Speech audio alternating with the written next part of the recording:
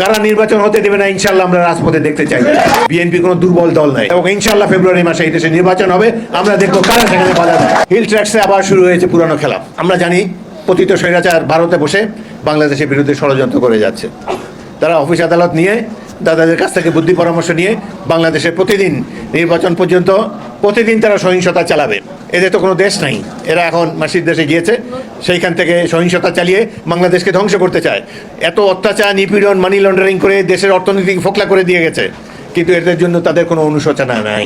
প্রতিবেশী রাষ্ট্র ভারতের স্বার্থ উদ্ধারের জন্য রাজনীতি করে, ভবিষ্যতেও তাই করবে। এদের মধ্যে কোনো পরিবর্তন আমরা দেখতে পাচ্ছি না। এই জন্য শহীদ জিয়াউর রহমান ইতিহাসে অমর হয়ে থাকবেন। তিনি বাংলাদেশের অখণ্ডতাকে রক্ষা করেছেন, স্বাধীনতা সার্বভৌমত্বকে সবসময় পতাকাকে উড্ডীন রেখেছেন।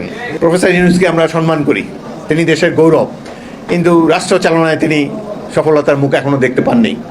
সফলতা পান না পান, ব্যয় সংকোচ তাকে করতে হবে। 104 জনকে নিয়ে তিনি কেন জাতিসংঘে গেলেন? 10 মিনিটের একটা ভাষণ দেবেন। আমি জাতিসংঘে দুবার গিয়েছি এই ধরনের মিটিংয়ে।